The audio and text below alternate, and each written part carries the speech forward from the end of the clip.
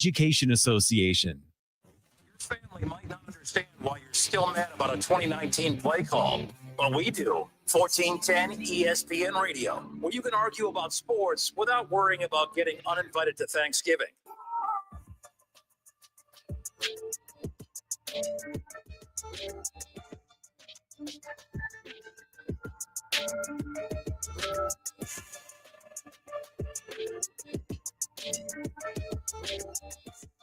All right, and we are off and rolling here on a Monday. The Justin Kinner Show, presented by Frickers. Frickers, your home for fun food, sports, and spirits.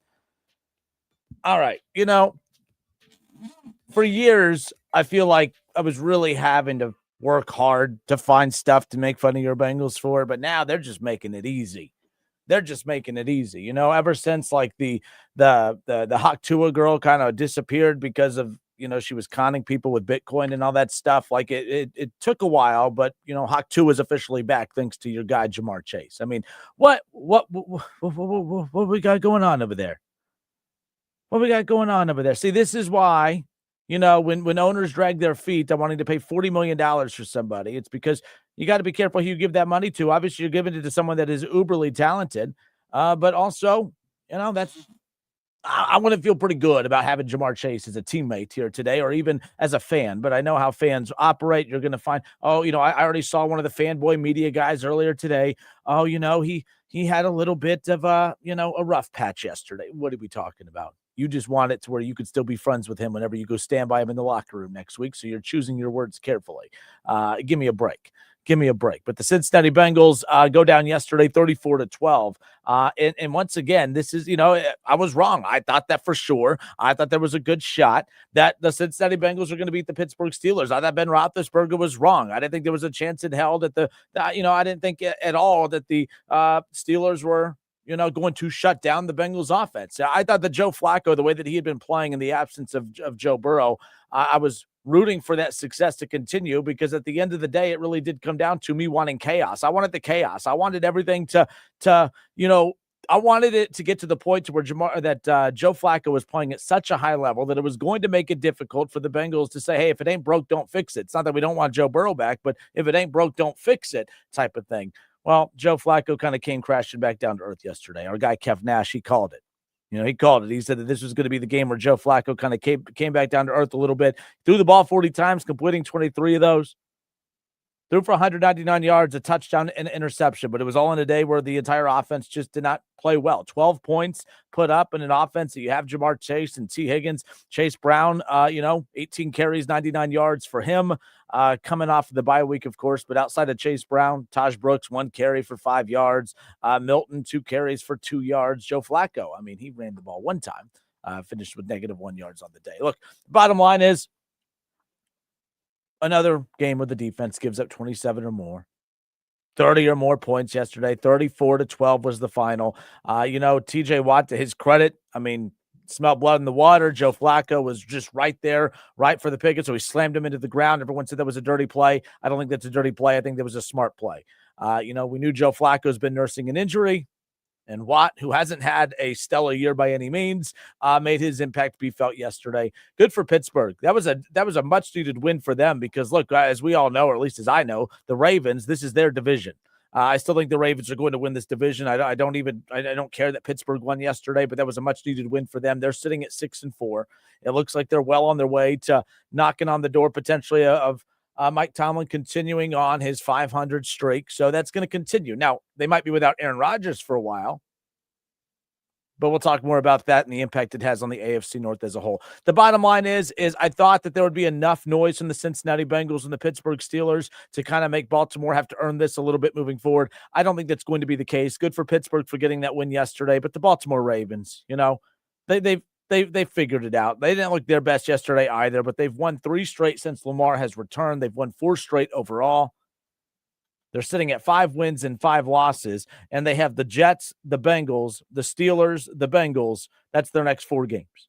That's their next 4 games. They're going to beat the Jets. They're going to beat the Bengals twice. That Steelers game's always an interesting one. But nonetheless, it's going to be interesting down the stretch to see how all that finishes out. But yesterday, and I feel like social media is just one of those things where Every single time I get on Twitter on a Sunday, it's the same thing. You people just spend your entire afternoon trying to convince the clouds that you need to fire Zach Taylor. Zach Taylor's not going to be fired, or at least in the middle of the season. The one thing I was very defensive of Zach Taylor on is the fact that, hey, he's an offensive-minded head coach. His side of the ball plays at a high level.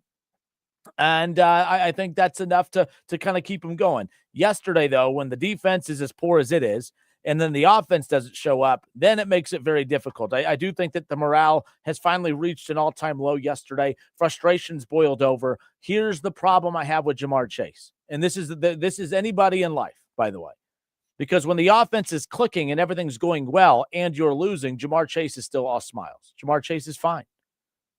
But when Jamar Chase isn't getting the ball and things aren't going his way and he's not putting up his numbers, now all of a sudden it's a problem. He's a child. He's a man-child.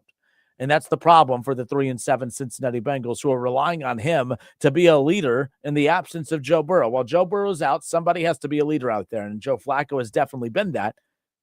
But when a franchise invests $40 million into you, I think it's pretty dang necessary that you step up and become a leader, not just off the field, but on the field as well. And I don't just mean statistically. I just mean, I don't know, by being a good human being overall. There's the picture that still floats around from when they played the Steelers years ago of him giving the double bird. Now he's spitting on other human beings because he's throwing a temper tantrum because, someone said something he didn't like. And then not just doing that, but then lying about it, outright lying about it. And then from what I've seen today, and again, they took this post down earlier. Yahoo Sports had shared that, Jamar Chase had refused to speak to the media.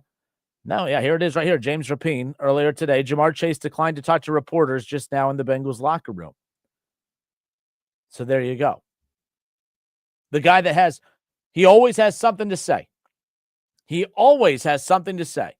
He's never at a loss for words. This guy has no problem trying to find the right words to entertain everybody. But then today, he decides to be silent. I don't get it. Not a fan of it. If you missed it, Jamar Chase here in the post game yesterday had this to say when asked, "Hey, what led to that issue between you and Jalen Ramsey? Did you spit on Jalen Ramsey?" I ain't never opened my mouth to that guy. So what do you think prompted the reaction from him? Well, he don't like some of the words I told him. What are you saying? I ain't spit on nobody. For what? My goodness, it's hard to understand a dang word this guy says. I ain't never opened my mouth to that guy. I never opened up my mouth what do to you that think guy. Prompted the reaction from him? You don't like the words I told him? Well, he don't like some of the words I told him. What? What are you saying? I ain't spit on nobody. That doesn't make sense. But the most important word of all of that, or the phrase of all of that, is I didn't spit on nobody. Come to find out, he did. He did. Big old loogie. Hawk Tua, just a big old loogie right on the guy. And again, at first, it was one of those where you saw that they were jawing, you saw that they were talking smack. Okay, cool. Whatever. It happens, especially Jamar Chase, who does a lot of smack talking himself. You're going to get it. But that's the thing. You can't act the way he does. And then when someone comes back at you with that same energy, then you spit on him like a child. That's a problem. That's a problem. And I don't get how Bengals fans condone that. I would hope to think that there's a lot of you out there that were embarrassed by his actions yesterday, because he is a big fan favorite. He is a guy that everybody, absolutely loves. And again, when this team wins games, he plays a huge pivotal role in that. So it should be embarrassing that guy is a guy that's out there spitting on people and then lying about it. You should be embarrassed by it. And I don't like when fans, I'm a fan of his no matter what. He had an off day yesterday. I don't want to hear any of the excuses. It's okay to say you don't agree with what an athlete did and still keep your fan card. It's totally fine. But all right, good stuff. It's the Justin Kinner Show presented by Frickers. Frickers, your home for fun, food, sports, and spirits. It's kind of hard to, it's really difficult when you watch the Cincinnati Bengals team right now and sit back and say, well, now what? Because I feel like it's been constant since week 2 of the NFL season. When Joe Burrow went down, it was, okay, now what? When there was no signs of hope, the team just quit and gave up. That's why they got their doors blown off by Denver. They got their doors blown off by Minnesota. Detroit did whatever they wanted against them. Then you get Joe Flacco. This team started playing with a little bit of hope again, and you saw some life against Green Bay. And then you beat the Pittsburgh Steelers. You should have beat the Jets. You should have beat the Bears. You head into the bye week. All the talks of Joe Burrow potentially coming back sooner rather than later. There was a lot to be hopeful for. There was a lot to go out there and fight. I don't mean fight like throwing fists and spitting and acting like a child. I mean fight for the season. I feel like the Bengals did everything they could to fight against it yesterday. What now for your Cincinnati Bengals? That's the big question. We'll discuss more when we come back. It's the Justin Kinner Show presented by Frickers, live here on a Monday.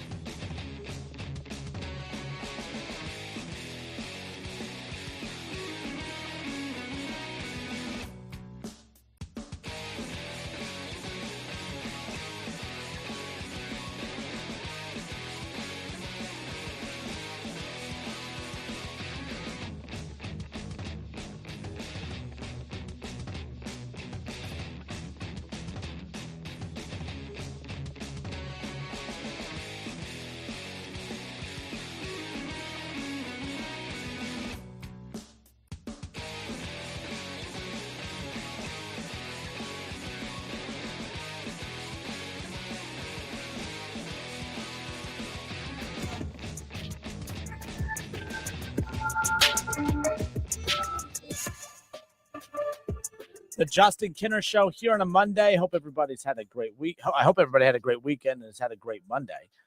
Bengals fans a little tough right now. Bengals 3-7 after their loss against the Pittsburgh Steelers, 34-12, the final yesterday. With the loss, the Bengals dropped to 3-7 on the season, as we talked about. And with that, of course, you take a look at those standings. When it comes to the AFC North, it just got a lot more difficult. The Steelers in first place at 6-4, the Baltimore Ravens 5-5, and now they're 3 games back of the Steelers, 2 games back of the Ravens. And while the AFC North, not even a week ago, from a lot of Bengals fans, including Bengals media and Bengals, personnel, Joe Burrow even said this division's wide open. I disagreed from the get-go. I did not think that it was wide open, but I did think that I think that, had they beat Pittsburgh, they keep that door open a little longer. I really didn't envision the Bengals losing. I'm not going to lie. I did not see that happening. In fact, I took, not offense, but I was rolling my eyes at Ben Roethlisberger's podcast when he came out and said that there was no chance that Joe Flacco and the offense was going to do to Pittsburgh's defense what they did the last time. He said there was no chance. He said he was, he picked Pittsburgh to win by 14 plus. And I rolled my eyes. I said, absolutely not. This is going to be another one of those close games like we saw against the Jets and the Bears, like we see pretty much all Bengals games over the last couple of years, because that offense can score on anybody, and that defense, well, they can be scored on by anybody. I was expecting another one like we saw the last time. That wasn't the case. I was wrong. Ben Roethlisberger was right. I think the guy knows a thing or two about football. I think he's played a couple years in the NFL more than me, and I think he's won a Super Bowl. I think he has one more than I do, maybe two more. I can't remember. But the bottom line is the guy knew it was coming. We should have listened, I guess. Should have listened. I just wasn't expecting Cincinnati coming out of a bye week to look that flat. I expected more. I know it's different playing at Pittsburgh than having Pittsburgh at home to rally behind your fans, but at 3-7 now, looking up at teams like the Miami Dolphins, who are 4-7, the Ravens and the Chiefs are 5-5, the Texans are 5-5, the Jaguars is 6-4. Like, this is the third straight year where the Bengals are not going to make the playoffs during the Joe Burrow era. And it's really kind of hard to wrap your mind around that. And you could sit there and say, well, how many of those years has he been injured and out? It doesn't matter. He plays a role in that. Is it necessarily his fault that he gets hurt? No, but he does get hurt. This is a results-based business. It doesn't matter. What it sounds like is he's just not reliable because he's always hurt. If you've missed two of the last full season, if you've missed two of the last 3 seasons, maybe not the entire season, but the majority of them. I mean, again, 2.5 years ago, he gets hurt and misses the whole back half of the season, and they end up losing, right? They end up losing and missing the playoffs. Now, they still finished 9-8. They still finished above 500. But again, no Joe Burrow there to close out the deal. And then last year, you get Joe Burrow for the full season. You still miss the playoffs. Maybe not his fault, obviously, with how bad that defense is. And then being out pretty much all of this season, it doesn't matter. You can't sit there and say, well, if he would have been out there. Yeah, well, he's played long enough in the league to where we can have the discussion of he's rarely ever out there for long stints of time. Last year was the outlier. Last year, it was more likely the outlier than anything else when it comes to the Cincinnati Bengals team. So now the question becomes, what next? Because what I would be disappointed about is the effort that they showed coming out of the bye week. This is where I start to get on the side of those who want Zach Taylor gone because that's on coaching. Zach Taylor, I think, has done a great job over the years of keeping this team motivated, even in the absence of Joe Burrow, and you have to give him credit for that. He won games with Jake Browning, not this season, obviously, but the Bengals won games in Joe Burrow's absence with Jake Browning. They finished above 500 that season with Jake Browning. Right? You look at what they're doing with Joe Flacco, a 40-year-old quarterback who's been playing with one arm for the last couple of weeks. You know what I mean? Like, their offense has been the best in the NFL. Obviously, those numbers took a hit yesterday. But for them to be playing at such a high level in the absence of Joe Burrow, you have to give Zach Taylor credit for that. You can't sit there and just say, hey, look how well this team's playing. Thank God, because they have a bum coach. It's not how it works. But yesterday, I have a huge problem with the way the Bengals came out flat. They came out flat. Offensively, just didn't have it. Defensively getting pushed around again by the Pittsburgh Steelers, who, by the way, lose Aaron Rodgers, and the backup quarterback comes in and has just as much success against this defense, giving up 34, whatever his points. Like, that's a problem. It was a divisional game, a chance to make a statement in the division, a chance to make a statement coming out of the bye week. And now, in trying to find a way to ride the momentum of all the news about Joe Burrow potentially coming back sooner rather than later, it does sound like that Thanksgiving night matchup against the Ravens, now that it means technically nothing at this point, but it sounds like that is a pretty realistic goal to get him back by. Now the question is, what for? You get him back for what exactly? I think only bad things can happen by Joe Burrow coming back, as wild as that sounds. For one, I think he needs to be back. He's paid a lot of money. Get your ass out there and play. If you're capable, I think he should be out there. But I do think that there is a lot of bad that can come with him playing. For instance, what if the Bengals do start winning a lot of games down the stretch when Joe Burrow comes back? But it's too little too late. You've lost 7 games.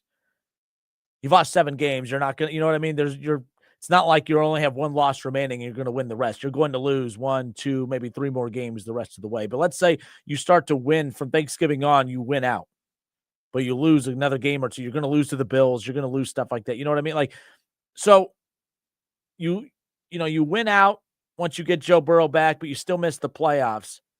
That almost hurts you because the front office says, see, Joe Burrow being out, that was the problem. We'll get him back next year, and we'll be just fine. This was the problem last year. I thought that the fact that Joe Burrow played so well last year and that the offense played so well last year, I thought that the fact that they won 9 games last year, I think that clouded the judgment of the front office because I think that they truly believe that they were closer than what they actually were. I think that Duke Tobin and Blackburn. And I think that, the Brown family, I believe that all those dopes truly thought, man, look at us. We won 9 games, and how many of those losses were by one possession? Look at Joe Burrow, how great of a year he had. And, he's only going to continue to put those numbers up. We're a lot closer than you think. I think last year was the absolute worst thing that could have happened.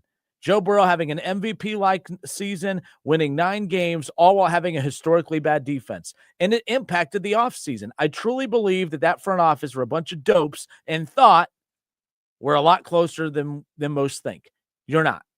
You're not closer than most think. Joe Burrow's really, really good when he's out there. Jamar Chase, when he's not, being a bonehead and spitting on people and acting like a child, he's the best receiver in football. T. Higgins is the best number 2 receiver in football / one of the top ones. But outside of that, this team, stop me if you've heard me say this before, this team can't protect the quarterback. This team can't run the football. This team's defense stinks.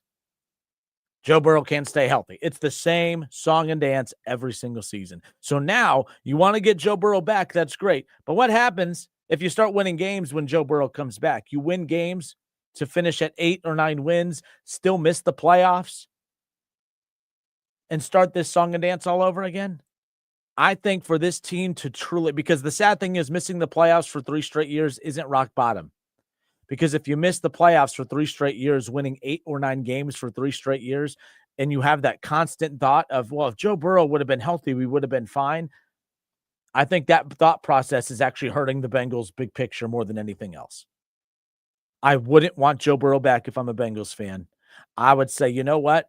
I don't want to see you play the rest of the season. We're not going to make the playoffs. The only thing that can happen when you come back is if the offense erupts again, you look great, we win games to close out, we still just miss the playoffs, and then we do this whole song and dance of, well, maybe if we, we're this close. If Joe Burrow's just healthy next year, we'll be just fine. That's the game that the front office is going to play moving forward. The game of, if Joe Burrow's healthy, we might be fine. That's the gamble that they're going to take every single season moving forward. They paid him, they paid Jamar, they paid T, and the rest is, well, if they're just healthy, that's our only shot, and that's what we're going to roll with. I don't see major changes coming. I don't see how that's going to happen. And I do think Joe Burrow coming back is going to damage this team more. Not his fault, per se. I'm just saying him coming back and then playing well and then winning games, meaningless games, by the way, then they miss the playoffs. I just don't see how that helps this team. For one, it gives you a worse draft pick, and that's the thing. And people get on me all the time when I say this. When the Bengals won 2 games, I'm not going to give Duke Tobin credit for drafting Joe Burrow. You needed a quarterback. The best quarterback in the draft was available for you at 1. It's not like you found a diamond in the rough. It's not like, hey, well, everyone was looking at everyone was looking at Tua. You took a chance on Joe Burrow, and man, look, you were the real winner here. Everyone and their mom who needed a quarterback was going to take Joe Burrow at 1. And then T. Higgins, who was a first-round caliber wide receiver that just happened to drop to the second round. You took him with the very first pick in the second round. I'm not going to give Duke Tobin credit for that. They needed another wide receiver. You knew that Tyler Boyd getting older, you gave him money. Like, you had all these older receivers. Like, you had to get better at wide receiver. I'm not giving him credit for taking the best wide receiver. Where I give you credit is taking chances on guys deeper in the draft that nobody else will. I love the Logan Wilson get. In fact, the only true draft win over the last 3, 4, 5 years is the one guy that you just quit on and shipped him off to Dallas as of late. Because everything else has been an absolute disaster. It's easy to draft Jamar Chase, a generational talent, when you're picking in the top 5. It's easy to pick a Joe Burrow and a T. Higgins. What's not easy is when you got to pick in the middle of the first round and all the elite guys have been kind of, stepped over, taken already. Now you got to gamble with the Shamar Stewarts. Now you got to gamble with guys like that, and that's what's going to happen. Joe Burrow comes back. You're going to win some games. You're going to have a later first-round pick with a front office that you don't trust to make the right selection there. Man, oh, man. I see a lot of comments coming in. We're live on the Justin Kinder Show Facebook page. Go and check that out. Jump in on the conversation there. I'll get to some of these comments in a moment. But the big what's next for the Bengals. Like I said, you think about this. It's like when Joe Burrow went out, it's like the life of this team just disappeared. That's why they got embarrassed against Minnesota. They got embarrassed against Denver. They got embarrassed against Detroit, and then all of a sudden they make the trade for Joe Flacco. Then there was hope. Then they started playing hard again. And then they looked really, really solid against the Green Bay Packers. They beat Pittsburgh the following week. And then they looked outstanding against the Jets and the Bears. The problem is defensively, they were horrendous, and that's why they lost those games. But it still felt like with the way Joe Flacco was playing at the quarterback position, with the way the offense was clicking, they were going to continue to have chances to win games coming out of the bye week, including game 2 against Pittsburgh. And that ended up not being the case because not only did the defense not show up, which wasn't a surprise, the offense completely collapsed and disappeared.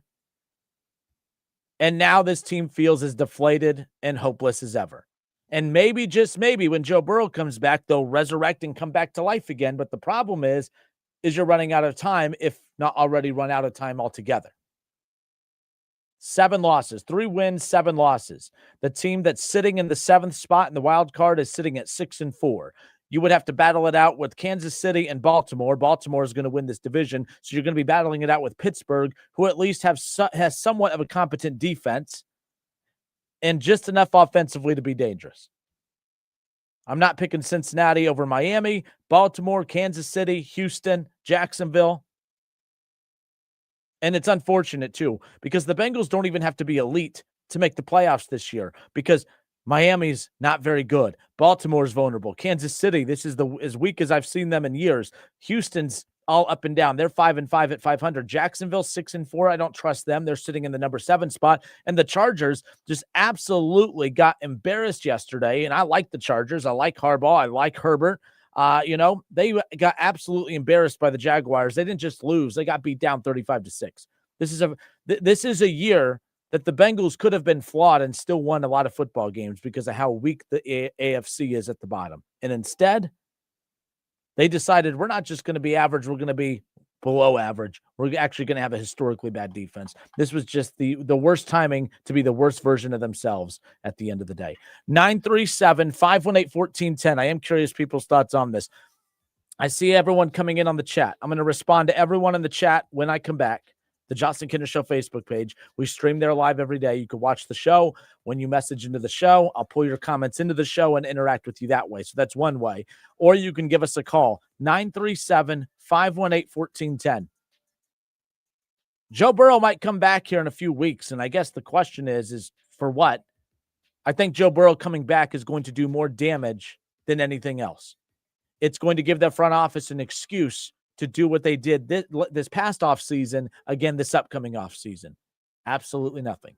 We'll pick up with this more when we come back. We'll get into the Browns and the handling of Shedeur Sanders as he made his NFL debut yesterday. It went about how you thought it would. Not a whole lot of production, but a lot of noise. So we'll get to that coming up here shortly as well. It's the Justin Kinder Show presented by Frickers. 937-518-1410. Give us a call.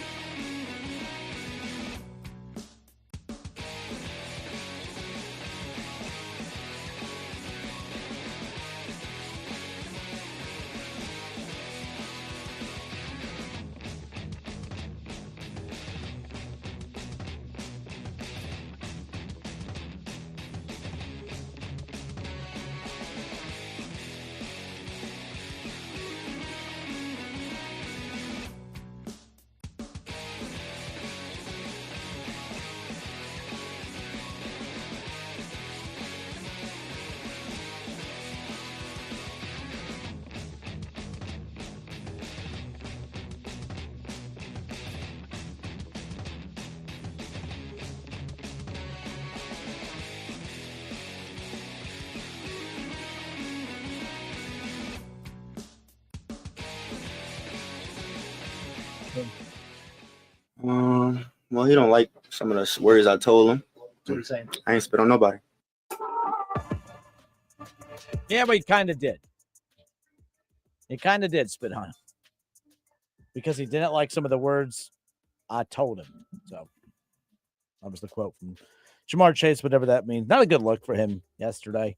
Look, we know Jamar Chase is a hothead. We know that he's a very arrogant individual. We know that, he's the type of personality. This is why, like, when I hate on Jamar Chase, everyone's like, oh, you're just jealous because he's not on your team. If you want to word it that way, fine. But I will say this. I think he's the kind of personality that you only like if he's on your team. I don't think he's a very likable individual. I think he's a very arrogant and cocky dude. He says a lot of really stupid things, in my opinion. I remember when he did the double bird in the middle of a game against Pittsburgh a few years ago. I thought that was classless, but you guys prop that stuff up because, hey, it's cool when he does it because he's your guy. And then he spits on somebody yesterday. You guys right away, said, oh, that, he said he didn't spit on anybody. I'm going to take him at his word. And then the video surfaces because, we're in 2025 and that's how this stuff works. It's a bad look with all the noise that's going on in Cincinnati right now. What you don't need is your $40 million a year wide receiver out there spitting on people like a classless human being. And that's what he is. Because you didn't just spit on somebody, you then lied about it and you've made this entire situation way more messy than it needs to be. We're not just talking about a team that continues to lose week in and week out. We're not just continuing to talk about a team that has had a historically bad defense. We're not talking about a team that, everyone wants the head coach fired week in and week out. Now we're talking about a guy that's making $40 million a year who got his feelings hurt from some words and decided to spit on another human being and then tried to play dumb as he don't know why he just got his ass kicked in the middle of the field. And it's all because he's a child, and it's all because he wasn't playing well, and it's all because he got popped in the back earlier, and instead of being a football player and trying to get him back physically, he just decided to spit on him. It's gross. It really is. And I don't care if you're a Bengals fan or not. If you condone it or if you think, oh, he just had a bad day at the office, then you're a problem too. Because that's messed up beyond belief. And you know what? He deserves a suspension. I think it deserves more than just one single game, by the way, but who knows? I've been refreshing it throughout the show. I haven't come across anything as far as what the final punishment's going to be, but and if the Bengals had any kind of self-respect as well, they'd come out and say, hey, we know the NFL is going to come out with the suspension, but we're going to suspend them on our own as well because we don't condone this either. But they're a classless organization that won't do that as well. So we should all just sit here and wait for the NFL to do their work for them. But it is what it is. But Brian Weaver on Facebook said the NFL set a horrible precedent by suspending Carter for only one game for his Hawk Tua situation. Chase needs a 2-game suspension, one for his Hawk Tua and the other for lying. By the way, when you think about the context of what Hawk Tua is, it's not the same thing as just spitting, but that's besides the point. But anyways, it's just weird that people keep throwing that out there. The starting next year, it's an auto 4-game suspension without pay. I agree about that.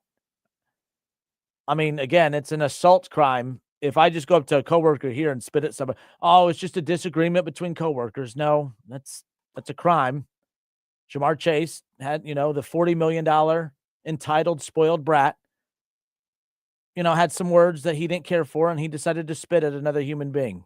Yeah, I don't think I'm being too harsh by saying he needs more than a 2-game suspension. I think it needs to be a lot more than that. And you know what? With the way his attitude is, I'm sure he would be fine with it because he wouldn't have to go out there and participate in the calamity that has been this season at the end of the day. So, just an absolute joke. Absolute joke. Shaw says, when did it become cool to spit on someone? I have no clue why we're seeing an uptick in that. In the NFL of all places. And I'm not condoning it in high school, but you expect to see it in high school, from a bunch of testosterone-filled, young adults who are still trying to figure life out as high schoolers. Not even young adults, they're children. You expect that from them. Don't condone it, but you expect it. You expect young kids like that to make mistakes, not grown adults who are making $40 million a year, acting like fill in the blank with whatever word you want to use. It's absolutely embarrassing at the end of the day and should not be tolerated. And I hope that the NFL comes out with a very strict punishment. That's not just oh yeah, hey, by the way, you get a 1-game vacation this week, enjoy an extra bye week. Shaw says Chase is trash. There's no excuse in what he did. I'm surprised there was only one punch. Yeah, he's lucky there was only one punch.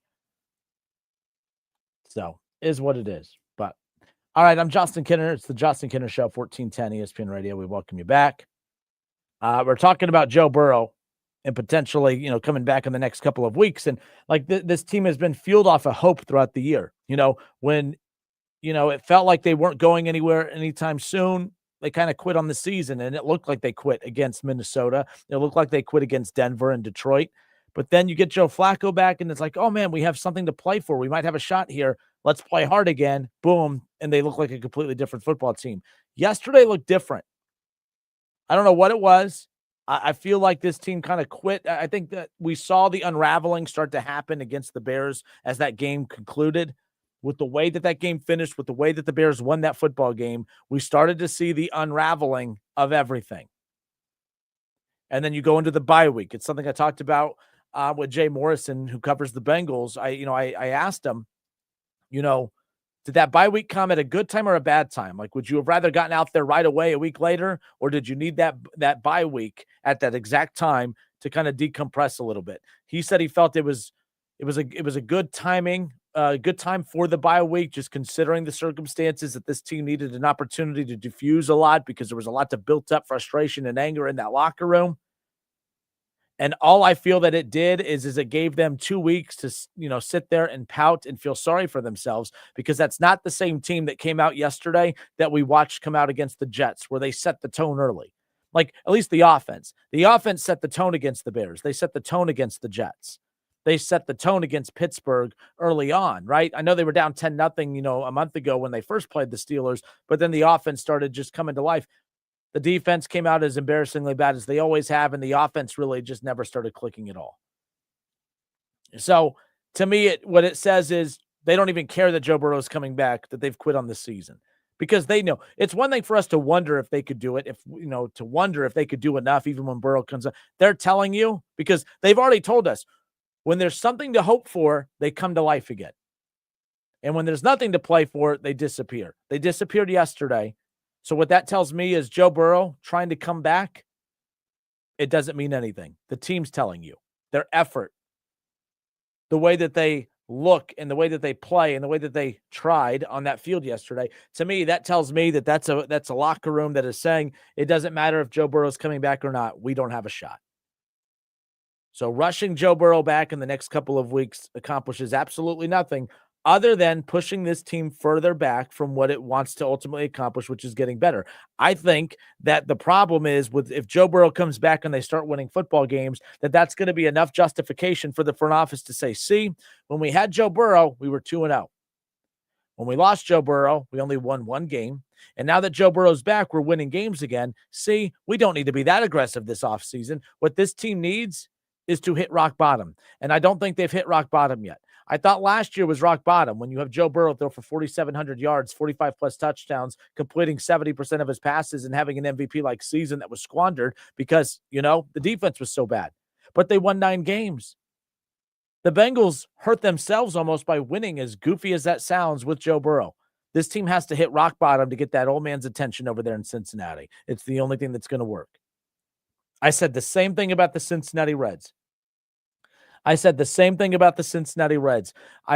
excited that they made the playoffs this year, but I feel like it's going to work against them because now the Castellinis and now the front office and Nick Craw and Brad Meter and those guys can sit back and say, this is we're bringing back our entire playoff team. This is a good enough team to compete. You know what I mean? Like, you have Hunter Green, you have Nick Lodolo, you have Chase Burns, you're getting, Rhett Lauder back. You're bringing these guys back all from last year that were part of that playoff nucleus, if that's what you're going to call it. Like, the Reds will be punished for winning last year. And I feel like that's what happened last year for the Bengals. They may not have made the playoffs, but they finished with 9 wins. They were punished for winning because they showed that they were close. And that's what the Bengals think, is that they're close, and they're not close whatsoever. They told you that with their efforts in free agency and their delusional draft that they threw out there. Other Bengals news, by the way, something to keep an eye on as well. It does look like Cam Taylor-Britt is going to be out for the season and possibly done as a Cincinnati Bengal. That could be it for him moving forward. So about half hour ago, it was reported that Bengals cornerback Cam Taylor-Britt likely needs surgery per Zach Taylor, which will end his season. Goodberry goes on to tweet that, unlikely to end his Bengals career, Taylor Britt's arc and development is one of the best examples for why they have almost nothing to show for the last 4 years of drafting defense. You know, he showed some high-end potential as a rookie and has fallen flat on his face ever since. Matt Fink on Facebook. Again, Matt Fink is on the Justin Kinder Show Facebook page. Appreciate him chiming in here. But as far as his thoughts are concerned, he shared this, that without Burrow, Chase is the face of our franchise, and he goes out there and spits on another human being while we are getting our behinds kicked. It's embarrassing. It's so hard being a fan of this team. I agree. Like, Joe Flacco has been a great step-in de facto leader, but Joe Flacco is not like a true Bengal. I think he has enough clout where he demands the presence in the locker room. But I think when things start to really snowball, I don't think he has enough face in that locker room because he's not a real Bengal, and he's not a Bengal. He was a rent-a-cop. He was a rent-a-quarterback. He was a guy to come in and stop the bleed. He was a Band-Aid. You know, it wasn't a surgical repair. It was just simply a Band-Aid until Joe Burrow got back. So while, and he wasn't just one of those boring Band-Aids, when you're a kid, you can get like a regular Band-Aid, or you can get the ones with like dinosaurs and all the cool characters on it. That's Joe Flacco. He's a cool Band-Aid. He's that Band-Aid that, you like to show off that Band-Aid to all your friends and stuff. That was Joe Flacco. But ultimately, that Band-Aid has to be ripped off. It's not a real healing element to this team. So there's nothing that Flacco could have done to help this team any more than what he already has. So you have to look to a lot of you guys that are remaining that are true Bengals that have been drafted by the Bengals, that have been all-time greats with the Bengals, that the Bengals have invested into. You got to look at those guys. And now you look at Jamar Chase and you look at T. Higgins, and I'm like, T. Higgins, that's a guy to me that's worth more than Jamar Chase. Is he better than Jamar Chase? Hell no. He's a better human being. He's a better representative of your franchise, and he's a guy that you can count on when things aren't going well. Things have not gone well this season. T. Higgins, we've talked about the fact that, there's a concern about him being able to stay healthy. He's been out there, and he's been making big catch after big catch, regardless of who's throwing him the football. He did it yesterday even. And he's not out there flipping double birds. He's not out there making stupid comments to the media. He's not out there, spitting on people. To me, T. Higgins is a better representation of what you want this Bengals team to be like than Jamar Chase. And I think the fact that he makes $40 million makes this whole situation even worse. And I think that's what, it's gross what happened yesterday at the end of the day. All right, I'm Justin Kinner. It's the Justin Kinner Show, 1410 ESPN Radio, 937-518-1410. That's the number to jump in and join the conversation. Chad Kinser, what up, Chad? Chad says, this is about Joe Burrow. Chad says, he doesn't need to come back. I want to see the first ever 3-time comeback player of the year. Exactly. You can't win that award if you come back in the middle of the season. You need to come back next year, to be in the running for that. I see what you did there. Nonetheless, let's see, back to this. So Donald Hutton Jr., I said for a long time, they need to trade either T. Higgins or Chase to get draft picks and build their defense. There are plenty of wide receivers you can draft. I said it from the beginning. If Joe Burrow is as good as he says he is, and we know how good he is, it's just, can he be as healthy as what he likes to pretend to say he is? Jamar Chase is a luxury item.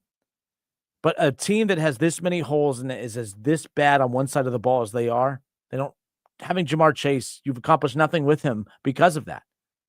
$40 million can go a long way on a defense to put you in position to actually win football games instead of spending time in the middle of the season talking about how your $40 million wide receiver spit on another human being. That's not a guy I would want to keep around in my locker room. That's not a guy that I want to be one of the faces of my franchise, because whether you like it or not, he is. A guy that spits on the guy that gives the double bird and spits on other human beings is the second highest paid player on this team and is the second face of the franchise on this team. I wouldn't want that. Joe Burrow, T. Higgins, take Jamar Chase's $40 million, go sprinkle that all over the defense, and you have an instant contender. By the way, I'm here to tell you, you don't have Jamar Chase and you have that $40 million and you have T. Higgins as your number one wide receiver and you put $40 million in that damn defense. This Bengals team with the healthy Joe Burrow is winning this division, and it's not even close. It's not even close. Either way. Would you look at that? Hour number 1 in the books. That was fast. No, Ron, I'm not avoiding talking about my team. We're going to get to the Cleveland Browns in just a moment. Chad Kinster said you can't build a defense through the draft if the person making the picks is absolutely has absolutely no idea what the hell he's doing. Tobin has proven time and time again that he has had no damn clue. I agree. That's why, like, where does your guys, like, I don't get it, Bengals fans. Where does your confidence in this team come from? Because you guys talk so much smack to me and everybody at the beginning of the season. But where's that confidence coming from? Because there's no need to feel confident about this team at all. You could feel confident about Joe Burrow and his ability to go out there and throw the football when he's healthy. You could feel confident about Jamar Chase, about going out there to be the number one wide receiver in football when he's not acting like an idiot and spitting on other human beings. But then there's the offensive line. You know that they can't draft or develop the offensive line. To their credit, they tried investing into it. They go getting Orlando Brown Jr. and others, but it just hasn't been enough. Running the football. You get a Chase Brown and others. Chase Brown's okay, but like you're not hitting home runs there either. You can't draft. There's like nothing about this franchise that makes you feel warm and fuzzy inside. Say what you will about Cleveland because they have all of their dysfunctions as you will. That's a team that could draft very well. They could draft the tight end position well. They could draft running backs well. They draft the offensive line well. They draft defense well. They just probably had arguably the best draft of anybody that's coming off here. To Cleveland's credit, they find other ways to screw it up, don't get me wrong. But Cleveland's ability to spend money, a cash-rich owner, spending money, and their ability to draft will always make me feel better about them than about the team that has the one piece I really want, which is a franchise quarterback, but can't do anything else right. Cleveland and Cincinnati, it's so funny. Cleveland they do all the stuff right that Cincinnati can't. Cincinnati does all the stuff right or the one thing right that Cleveland can't. And if one of those two franchises ever figures it out, like say what you want about Cleveland, if they ever accidentally stumbled upon a quarterback, Cleveland is pretty freaking good. And if Cincinnati ever just stumbled upon a linebacker or two, they'd be more than freaking good. But Cincinnati, they don't do anything else right. What else do? They could draft quarterbacks well. That doesn't help you. They could draft wide receivers well. Well, maybe. How's Burton and how's some of these other draft picks worked out? Not really well. Cincinnati doesn't do anything well anymore. There's nothing that they do to make you feel better about the future and the direction of this franchise. And you're hopeless because they're not moving on from Duke Tobin. You want them to move on from Zach Taylor. I don't even know if I would put money on them firing Zach Taylor. I don't think that they will. We've been through this song and dance with Marvin Lewis before. At least Marvin Lewis, you were just pissed because they couldn't win once they got to the playoffs. This dude's about to go year number 3 without even getting to the playoffs. I don't know. Hour 2 next. From kickoff to cash out, ESPN Bet has the tools you need to score more on.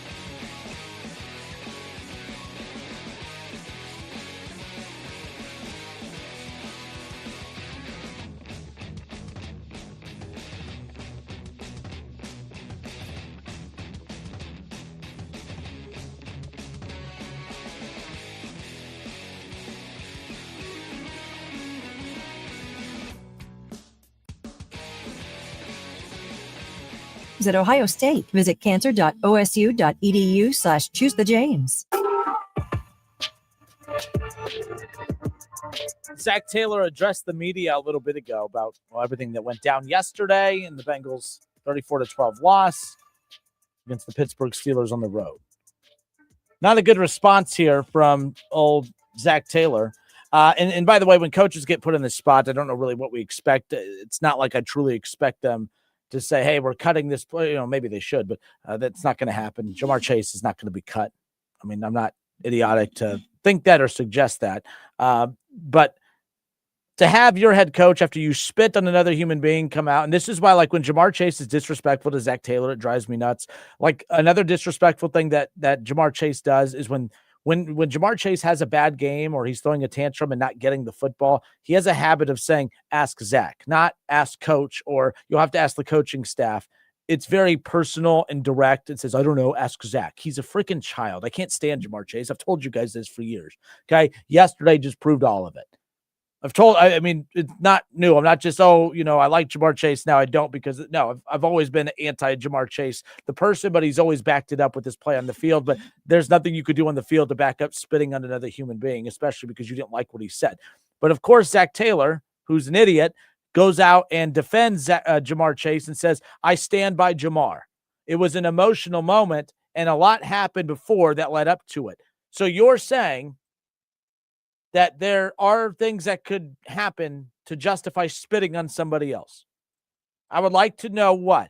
Oh, was it when he did the crackback block on him earlier? Oh, you mean playing football means you're allowed to spit on somebody. It was a cheap shot. Jamar Chase takes cheap shots at people all the time, whether it's verbal or physical. That's just who Jamar Chase is. You can't be Jamar Chase. You can't have his personality. You can't say the things that he does and carry himself a certain way and then have your boneheaded coach sit there and say something stupid like, well, a lot happened leading up to that. I disagree with that wholeheartedly. I'm not okay with that. And look who it is. Oh, I should make you have a camera on you. I should make you have a camera on you. Oh, no, my headphones aren't working. But the mic is, so you're good. Okay. You're golden. Hello. Mr. Kev Nash, Steelers fan. What up, though? Can everybody hear me? Yeah. Oh, okay, cool. No headphones. Fine. I guess I won't take calls. But so did I just hear somebody try to justify it? Zach Taylor. Come on. The head coach. I thought you were coming in to get mad at me. No, I was like, man. No. Zach Taylor says, I stand by Jamar. It was an emotional moment, and a lot happened before that led up to it. So he stands by Jamar lying, or stands by him hak-toing somebody's This face? was the whole. I think the game is a package of as a whole. Now, I always say it's tough on coaches because I don't expect a coach to go up there and bury a player or kick a player while he's down. But you don't have to say this either. Hey, we're handling it internally. He knows how to conduct himself, and that doesn't fit the way we want our guys to carry themselves. And we will talk about this more internally and leave it at that. But to say I stand by Jamar, it was an emotional moment. There was a lot that happened before that led up to it. It just sounds like you're basically saying that there actually are things that can be said to lead to justify spitting on someone and acting the way that he did yesterday. Okay, so was this said directly after the game, or is this a statement made? Okay. So yeah, nah, coach. Now, if coach would have said that after the game, before all the 4K video started to come out around 6:00, the game ended at like 4:05 or whatever. So when you don't know all, you don't know all the details, you don't have all the camera angles. But by 6:00, social media exploded with all the different camera angles of what Jamar did. Obviously, now that coach has seen it and that the world has seen it, I think he needs to be changing his tune a little bit about Jamar's actions. I really can't think of anything that someone could do to make you want to spit in their face. Like, I don't get that. And I'm going to say there's an epidemic going on in the NFL, but it does seem like it's happening a little bit more now, especially this season. I mean, shoot, I remember when Bill Romanowski spit in one of the San Francisco 49ers face, and it was just like the craziest thing anybody had ever seen. And also still to this day, like that's like completely crazy. I remember what an Oregon player did it to last year to David Igminosa. That happened to him. So like it obviously Jalen Carter did it earlier in the season with the whole Dak situation. There was another incident in college recently. So I don't know what's going on. I'll be crazy to sit on here and be like, oh, this is why it's happening. I don't know why it's happening. I don't understand why people find it okay to spit on each other. Like, removing the fact that, like, hey, if you do that on the street, it's a assault charge. I mean, there's a lot of things that happen in sports that could be considered assault. So I'm not going to take it there. But what I will say is, you spit on another person, male, female, their, other, whatever you want to call yourself, it's go time. It's go time. And especially in this situation, there's no justification for it. And I haven't yet to hear anybody say it was okay. Like, well, he shouldn't have did that. I'm not a Cincinnati Bengals fan, not a Browns fan that hates the Steelers, not anybody in their right mind has said like, oh yeah, well, Jalen Ramsey, he had it coming to him. Like, nobody said that. So I think everybody outside of Zach Taylor, of course, is like condemning what Jamar Chase did and then lied about. And then the video evidence comes out. Now that was a clip. Again, there's no audio with this. It was just Jay Morrison tweeting. I would love to have the audio. I'm going to find the audio. Jay Morrison, because there's two tweets. There's one that says, Zach said he did talk to Jamar about yesterday, but we'll keep it private. He said it crossed the line, and Jamar Chase knows that. He goes on to say, I stand by Jamar. It was an emotional moment, and a lot happened before that led up to it. Those are two separate tweets from Jay Morrison. Jay Morrison comes on the show regularly. He's not the shock jock guy. He's not the guy trying to put stuff out there for, without context or whatever. Right. So I trust Jay and use him for a lot of our content here on the show. So reading that or hearing that from you and fully, I think the standing by Jamar is I'm standing by my guy. I don't necessarily think that it's like I'm standing by his actions. No, and even I don't think that that's what but like, this is why you just don't say that at all though. Mm-hmm. Because of course you're going to stand by your guy. Like, unless you're cutting him or saying that there's no place for that here, we're getting rid of him, blah, blah, blah. Not saying that you condone it by keeping him, but like, that should go without saying that, yes, you're going to, I don't know. I don't think a coach even needs to say this, because it just sounds like you are, but to me, it's the end. Hey, Jamar, I stand by Jamar. He knows what he did was wrong. We talked about it, and we're just going to keep it in house. I read that. I'm done. I'm moving on. I'm not even stopping. But when it's the end that got me, it was an emotional moment. Well, yeah, it takes a lot to build you up to the point where you think it's okay to spit on somebody. Jamar, it was an emotional moment, and a lot happened before that led up to it. Okay, he got popped. Yeah. Okay, yeah, we know what all, like, but Jamar also carries himself a certain way where he does a lot of talking. He does a lot. That's football. Yeah. So, but then when you don't like what someone says, that doesn't all this. Now you have I don't know. To me, it's that last line that I said, okay, no, I don't agree with that whatsoever. I don't care about the emotional buildup to it. We know what happened. We saw it. Yeah, it's football. And just be clear, man, there's has to be something a little wrong with you to play football. Like, I know we love this game, we love the sport, but there's a extra violent nature to the sport, and us as fans, that's partially why we love it. It's like, hey, man, you're crossing, you're dancing on that line, and in Jamar's case, he crossed that line. There's a lot of things that you can get away with on a football field, pushing, shoving, just being super aggressive. That, is all good. Like, hey, man, that's just part of the game. Spitting is not a part of the game. It's not a part of anything. I can't think of anything that would get you to that point. But I guess going from 12 catches for like 200 yards to going to 3 catches to 30 yards. Like, I guess that's the short fuse for Jamar Chase. Like, basically getting shut out is the fuse that just makes him go over the edge to make him want to spit on somebody. And the worst part about it, and I know I'm coming from a Pittsburgh Steelers perspective, the worst part about this, it takes away from what the Steelers defense was actually able to do, and how they were able to win that game, because let's be clear, the offense was as usual, but the defense scored 2 touchdowns, coming off of a situation where the Cincinnati Bengals just basically did whatever they wanted a couple Thursday nights ago to this performance that they put up now. But it's overshadowed from the spitting incident. It's over the shoot. We're not even talking about Aaron Rodgers having a broken hand, because we're talking about somebody spitting in another player's face. Like, that's how big this is. And, their season is officially over in my book, the Cincinnati Bengals, because I'm expecting him to be suspended for a game, because that's a precedent the NFL set. So now you're without, your superstar quarterback. Now you're without your superstar wide receiver. Your defense is trash. So, yeah, I think the season is over for the Cincinnati Bengals after that loss.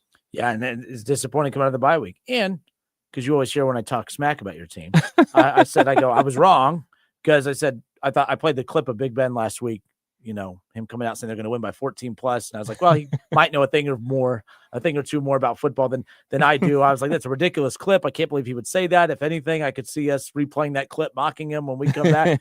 I think the Super Bowl winning quarterback, the last good quarterback in Pittsburgh, kind of knows a thing or two of what he's talking about. So, no, nonetheless, that was just epic, and Flacco, TJ Watt hasn't had a great year, but everyone say that was a dirty hit. No, that's football. You're playing with the bum shoulder and you're going to go out there and expose it. I don't even think it was a dirty hit. He drove him into the ground and got the penalty. You move on. I didn't, and I think a lot of you guys have taken dirty hits in recent years. That I didn't have a problem with that. I mean, he has that bum shoulder. That's just It's football. it's football. It's football. sports. I mean, if you playing you're a basketball guy, Kenner, you call the games for the beloved Wright State Riders. Had a great weekend, I'm sure. If a guy is out there and he has a wrap on his hand, you're gonna test that hand. Yep. Like, what are you doing? Like, oh, he's got a banged up thumb. Let's accidentally smack that banged up thumb. Well, it's reaching for the ball. Sorry, bro. Like, Yep. that's part of the game. Like, if somebody has a bum ankle and he's out there one-on-one with Jamar Chase and you're not throwing it to that cornerback side every single time, testing that ankle, there's something wrong with you as a play caller. So, yeah, physicality. It's part of the game. It's part of football. Spitting is not part of football. Yeah. Or any sport.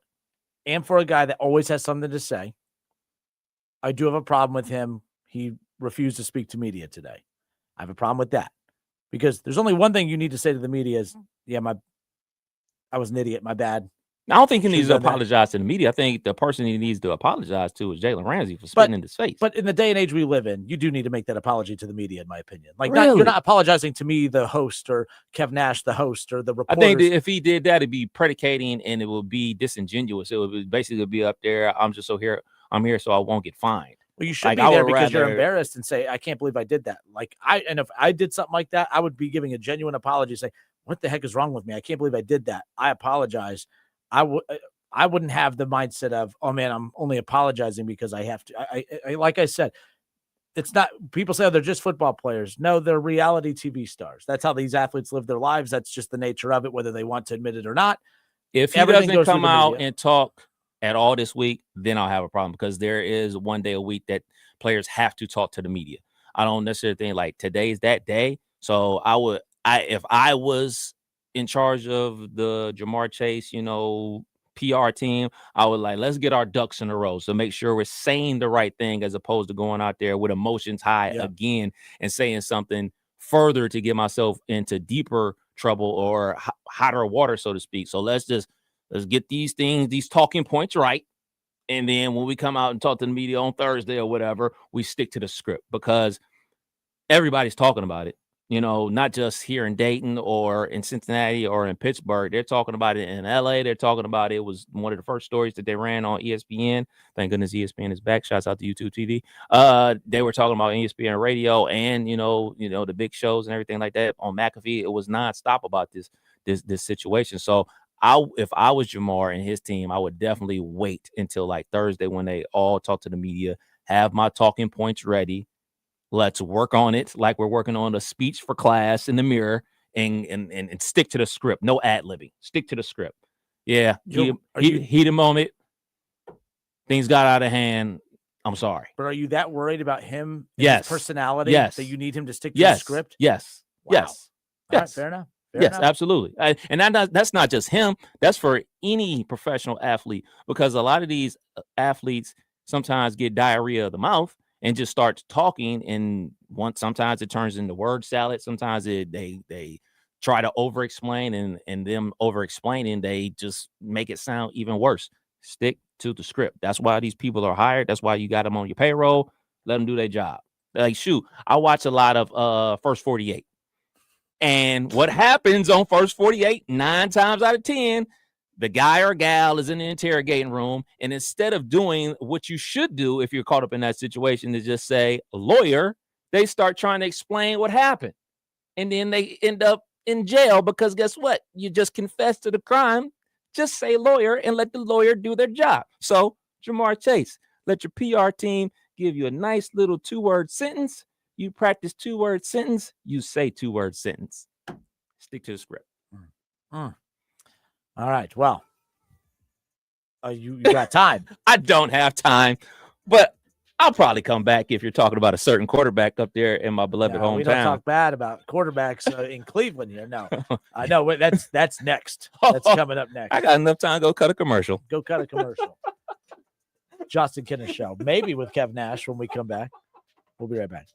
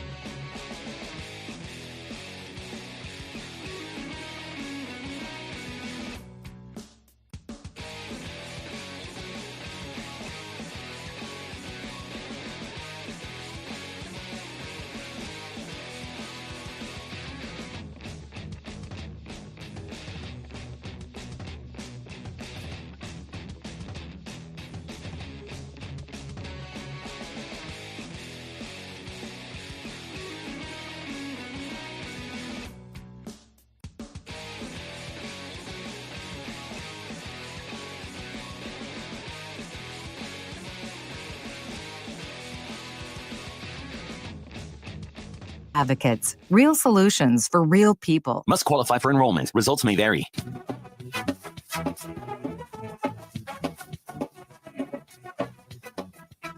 All right, and we are back at the Justin Kinner Show presented by Frickers. Frickers, your home for fun, food, sports, and spirits. Yeah, pretty much the entire show today has just been about the Bengals and Jamar Chase and more coming out about that because of the press conference right now. So Kev just popped in. Look, so Jamar Chase was not made available to the media today. He had nothing to say.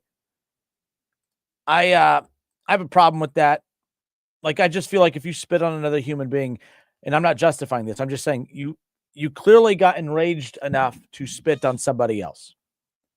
So we know that that's not just something that you do. You just don't go walking around spitting on people. We know that you got angry to the point where you did that, which means there's only one thing you can say that's going to diffuse the situation, and that is, yeah, my bad. I was embarrassed by it, which is why I lied in the post game. I am ashamed of the way I handled myself. I have to be better at that, and I will be moving forward. And then guess what? I think a lot of this gets brushed under the rug.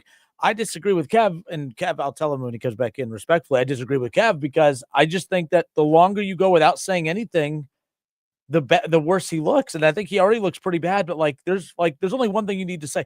And if he doesn't want to say it because he doesn't mean it, then that means he's an even worse human being than what we thought.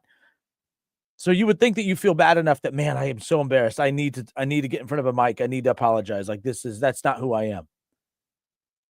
But he truly feels like he was justified in it, and that's what it comes across. That's the problem I have. I disagree. I think he needs to address the media, and I think he should have been the first one at the podium today to say, yeah, I want to just address this, because it has become now he's even more selfish because this is basically taking all the attention away from the team. Not that there's any good attention that's coming towards the team right now without the losing anyways, but what if they would have won yesterday and this would have happened? What if they would have won yesterday and this would have happened? We'd be talking about this instead of the win. I just think that this is not the type of behavior or the after, the aftershocks, if you will, that we should be getting from a guy that's making $40 million a year. So I am curious. Are you guys fine? 937-518-1410. Kev says he doesn't think he needs to address the media right now. I think that he does. Where are you guys with that? I believe he does because I think that this isn't a hard thing. You're sorry, right? You shouldn't have done that, right? You let your temper and emotions get the best of you, right? This isn't difficult. I don't even think a PR team needs to write common sense bullet points for him to use. I think that should just be your natural, coming down off of that temper, right? When you're coming down, it's like, man, I can't believe I did that. I just don't understand how he cannot address the media today. Oh, he's embarrassed by it. Okay, then say that. Hey, I can't believe what I did yesterday. I'm still embarrassed by it. I'm still coming to terms with what I did yesterday. I'm so sorry.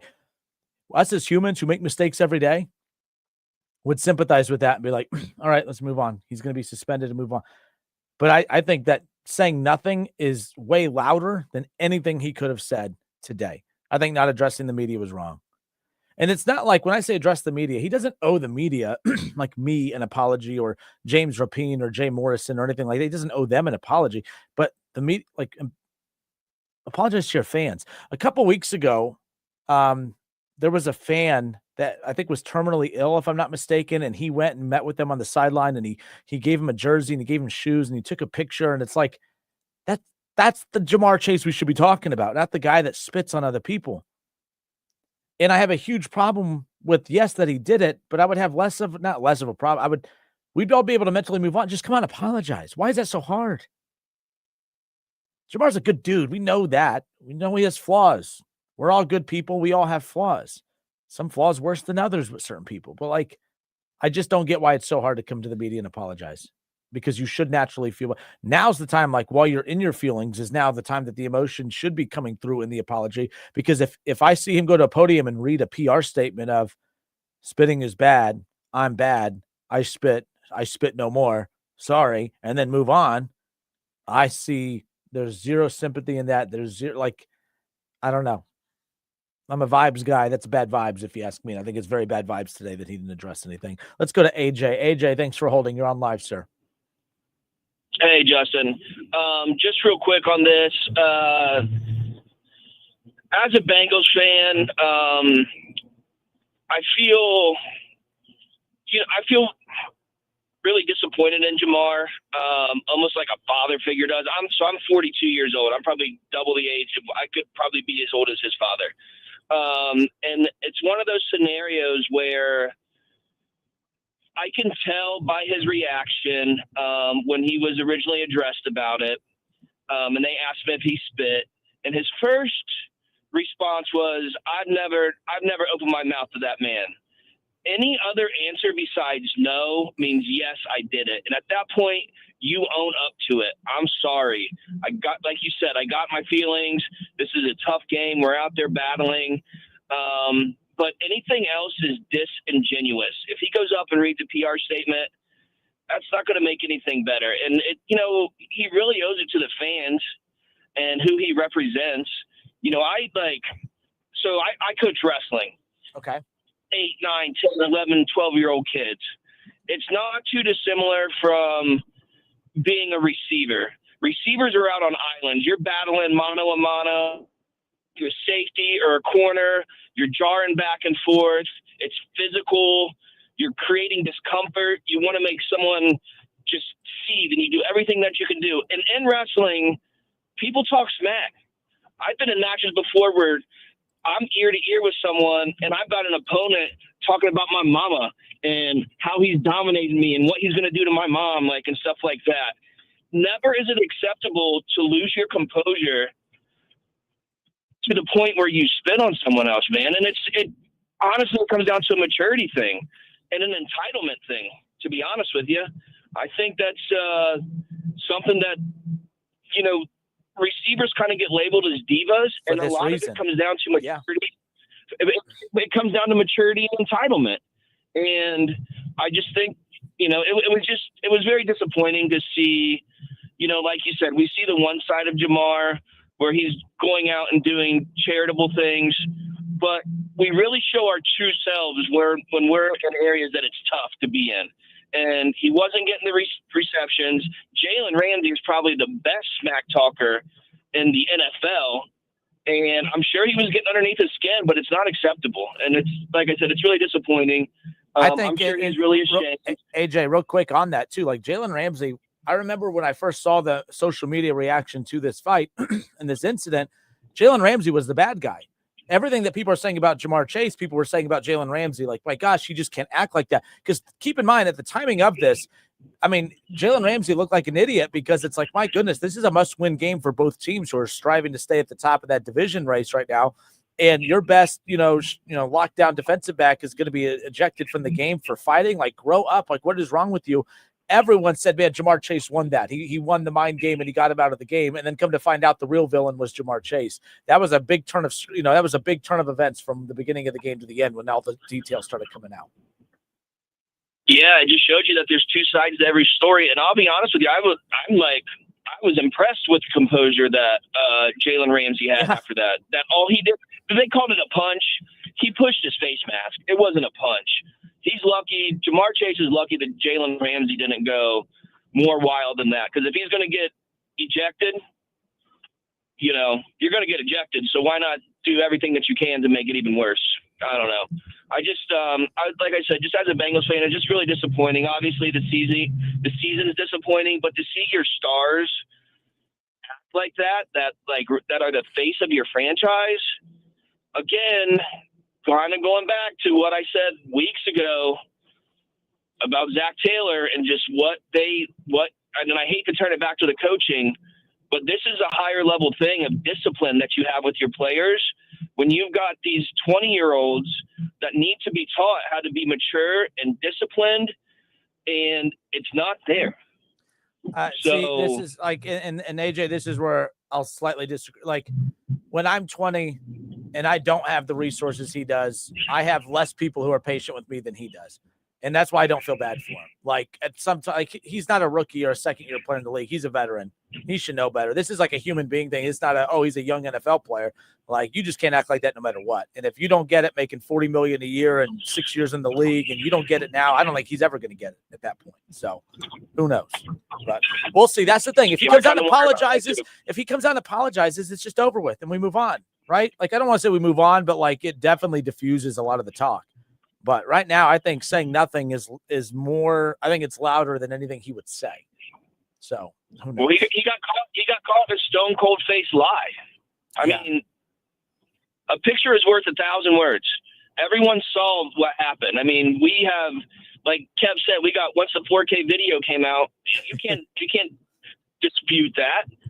And then to come out and lie about it, at that point, you just own up to it and move on.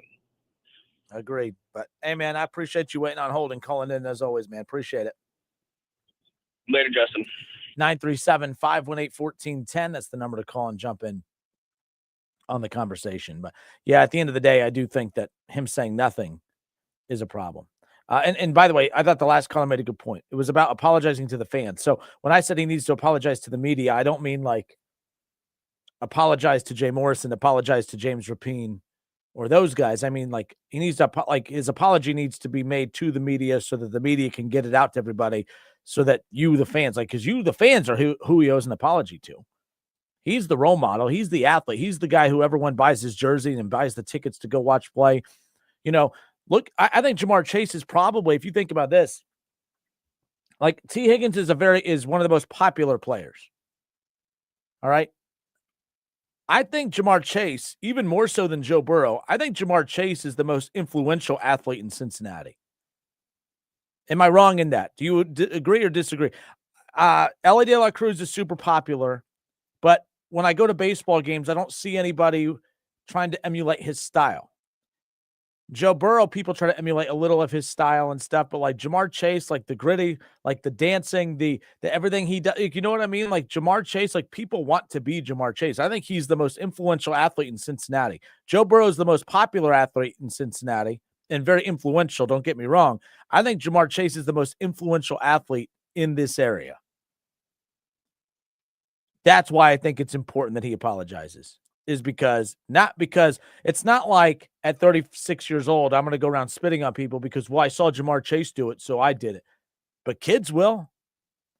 And I'm not saying that they're going to go to school today and are spitting on everybody, but I'm just saying, like, in the heat of the moment, you know, oh, man, I handled that the way Jamar Chase handled that. Like, you know, like I said, I don't think that kids are going to start spitting everywhere because they saw Jamar Chase do it.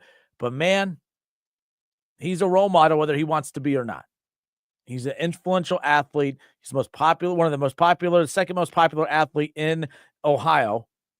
I think it's Joe Burrow, Jamar Chase, Ellie De La Cruz. I think in that order. I think those are the three most popular athletes. I don't know, you know, for you add the other sports. I don't think Jose Ramirez for the Guardians is as influential as those guys. I don't think, you know, Ellie's super popular. I think he's the third most. I don't think anyone on the Cleveland Cavaliers. I like the Cavs, but I don't think Donovan Mitchell is influential. I don't think, you know what I mean? Like, I like that team, but I don't think, who am I missing? I think Jamar Chase is the most influential and second most popular player in the entire state. That's why I think he owes an apology. And I think it's absolutely horrendous that he just decided not to say anything today. A guy that always has something to say has nothing to say today when we all know what there is to say. He doesn't even need to explain it.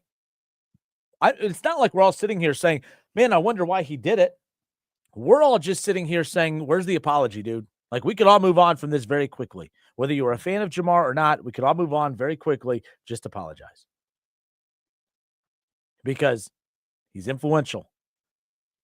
And I think that was a bad look for so many reasons yesterday, nonetheless.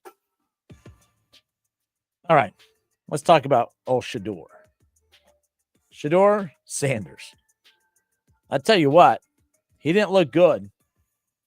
But the things that he did do well yesterday, I will take that any day of the week over what we've seen to this point from Dillon Gabriel. It was not a good performance from Shedeur yesterday. But Shedeur, in quite a few throws, proved why he's the better quarterback despite the horrible stat line. We'll discuss when we come back. Agree or disagree? Think about that during the break. We'll take your calls, your reaction on the Justin Kinder Show Facebook page. All of that coming up when we come back. Just how good is Pure Talk's current deal for unlimited wireless?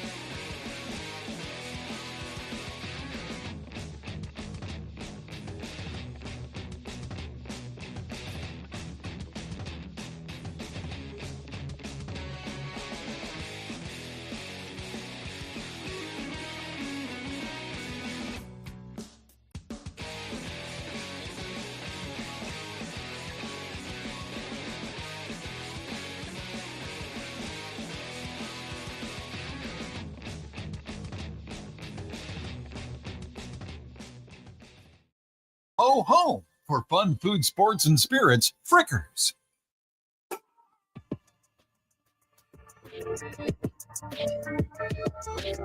Justin Kinner back with you here on a Monday. 937-518-1410. That's the number to call and jump in on the conversation. So we were waiting for it. There's a couple things of breaking news that has come out over the last 10 minutes, but we'll do this one first because we've spent a lot of time on it today. So Jamar Chase has officially been suspended. Jamar Chase, the Cincinnati Bengals wide receiver Jamar Chase has been suspended without pay for one game for an act of unsportsmanlike conduct during Sunday's game against the Pittsburgh Steelers.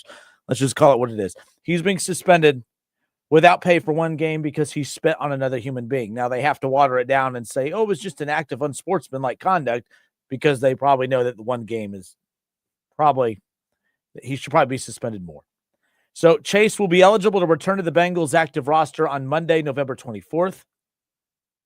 So maybe that kind of, I mean, I don't know if he was notified of his suspension earlier today and he wasn't allowed in the building today. I don't know how this works, but the team will again he'll be able to resume team activities starting on the 24th after their November 23rd game against the New England Patriots. And see, that's the other thing. Like, what if the Browns would have upset the Ravens yesterday?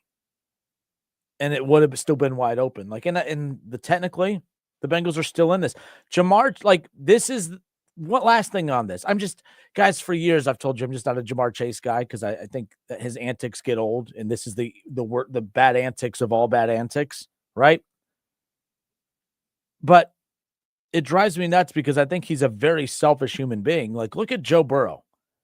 Joe Burrow is fighting like crazy to come back from this injury. He's fighting like crazy to come back early. Like, this team is probably not going to make the playoffs, but Joe Burrow wants to get out there. He's doing everything he can to get back early because he's a leader and he's trying to get back out there. Jamar Chase, which is with as much as he values Joe Burrow, should be doing everything he can to emulate that type of personality to be a leader out on the field. And like, I don't like the Bengals' chances against the Patriots, even with Jamar Chase, but my goodness, like, they have zero shot now of beating the Patriots without Jamar Chase. Zero. New England, and I didn't take a look at this earlier. So New England's an 8.5-point favorite this weekend. I don't know if that line shifted or not since the Jamar Chase news. I have no idea. If any of you saw the line earlier today and it has moved, let me know, because it's sitting at 8.5 as we sit here right now. But that's just not good on his end. So either way. Forrest on Facebook says Coach Kevin looked mad that he had to play Sanders. Yeah, I tell you what. Here's something else I'm willing to budge on. I thought it was absolutely crazy to think that a team as desperate as Cleveland is for a quarterback would do everything they could to sabotage a talented quarterback in a quarterback room. But the Shedeur Sanders thing is weird. It all feels weird. Stefanski and Shedeur Sanders. And I will say this. Shedeur Sanders had like the lowest QB rating of any quarterback in the league yesterday. He played pretty much the entire second half. It was not good, right? Like, we know this. But I do know this is why if the Cleveland Browns are exact proof of the whole concept of making numbers sing and dance, because Dylan Gabriel's numbers from an efficiency standpoint, Dylan Gabriel, sure, more efficient than Shedeur Sanders off a small sample size of 1/2 of football.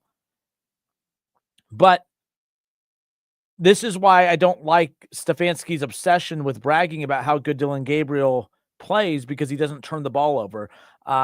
Like, I will take a quarterback that is a little bit more risky with the football, that can actually produce scoring drives and this, that, and the other, than a quarterback who doesn't give you any opportunity of that. And just because, he doesn't turn the ball over. Yeah, but how many 3 and outs has Dylan Gabriel let?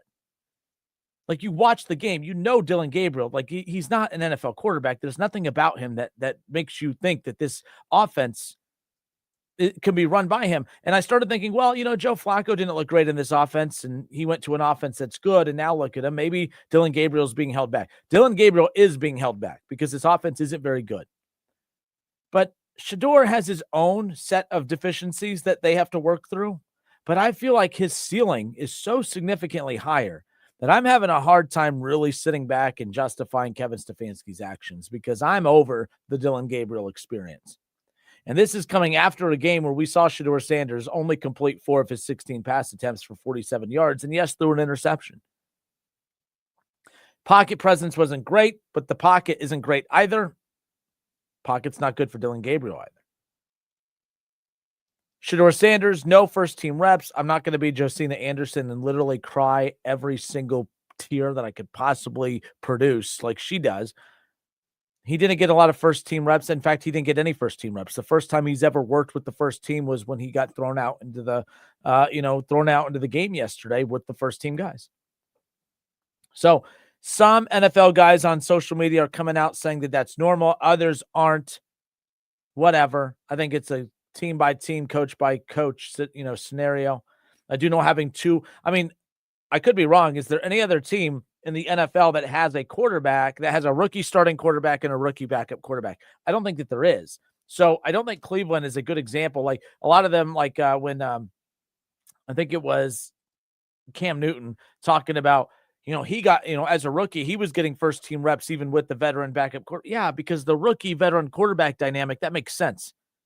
Stefanski tried explaining this earlier in the season that the reason Dylan Gabriel, so at the beginning of the season, you had Joe Flacco and Dylan Gabriel behind him, right?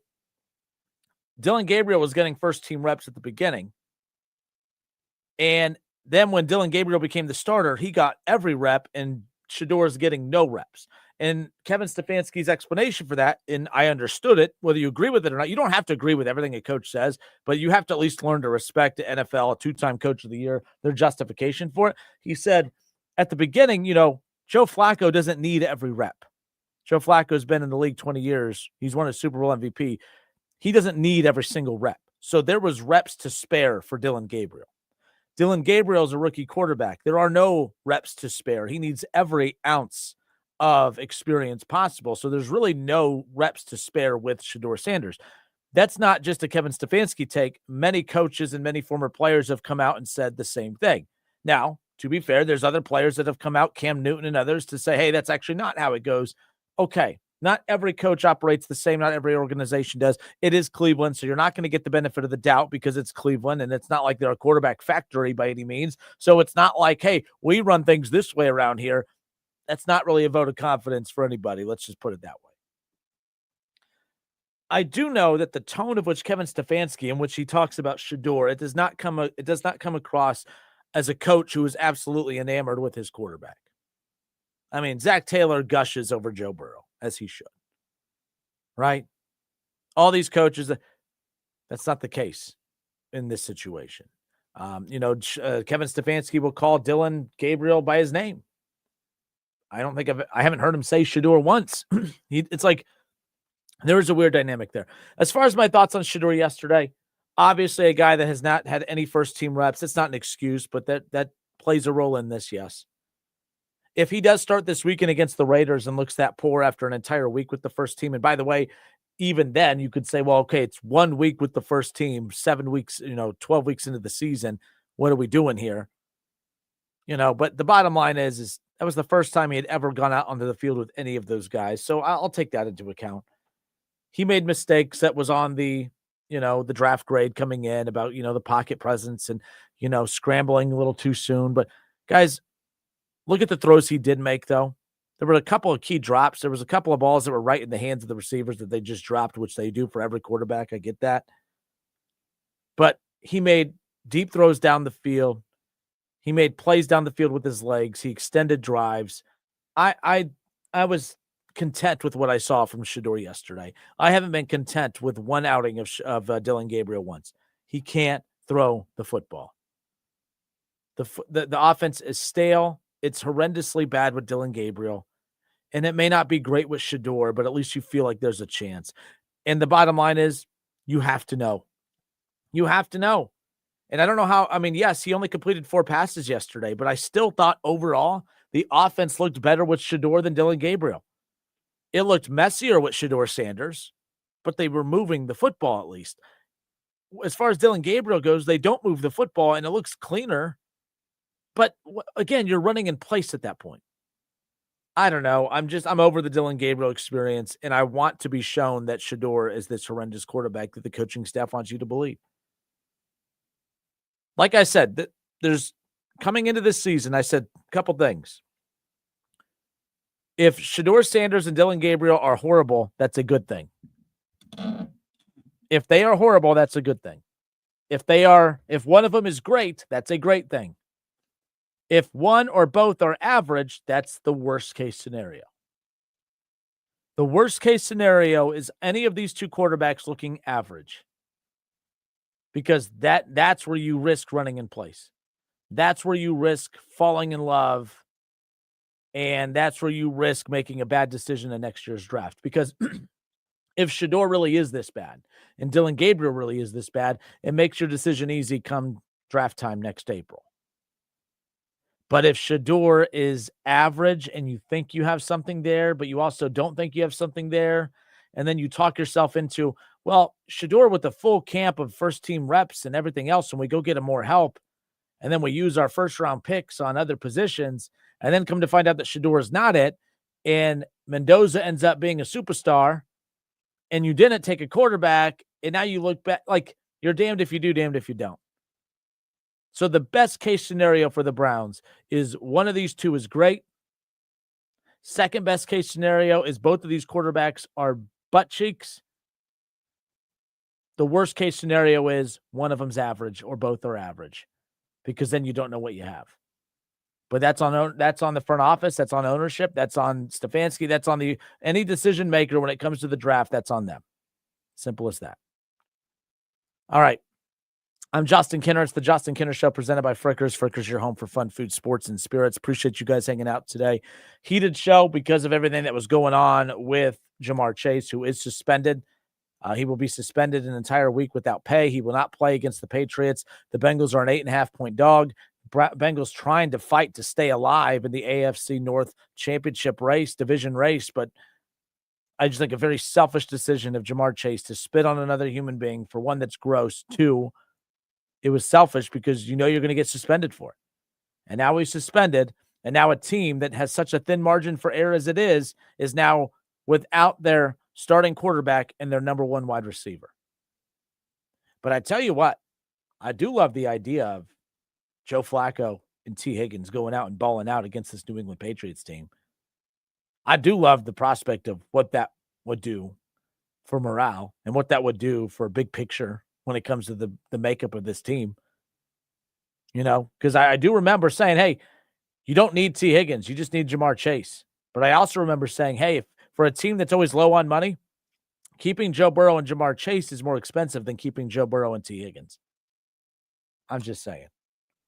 You don't need someone like that in that locker room. You don't need a diva who is giving double birds to the opponent, spitting on the opponent. When things aren't going well, calls the head coach by his first name. I don't know. Hey, Jamar, how come you're not getting the ball today? I don't know. Ask Zach. The disrespectful antics have piled up way too many times for me. I'm over Jamar Chase, and I'm pulling for the Bengals like you would never believe. I would love to see the Bengals with Joe Flacco and T. Higgins go out and single-handedly beat the Patriots this coming up weekend. I don't think you need the selfish Jamar Chase. He's the best receiver in football, no doubt. But with all his antics, is he worth the $40 million? I say no. Not when you have a T. Higgins. Joe Burrow, one of the best quarterbacks in football. He can win games with T. Higgins being his number one wide receiver. And imagine how much better this team would be with $40 million that they could put on the defensive side of the ball. Average defense with Joe Burrow and T. Higgins. That's winning that AFC North the way it's built right now. I don't know why we have to have this this conversation as if, oh no, there's no way we can live in a world without Jamar Chase. Yeah, you can. There's plenty of guys that you can get that can spit on other human beings and give them the double bird for a lot cheaper than $40 million if that's your thing. Until tomorrow, it's the Justin Kinner Show presented by Frickers. Frickers, your home for fun, food, sports, and spirits.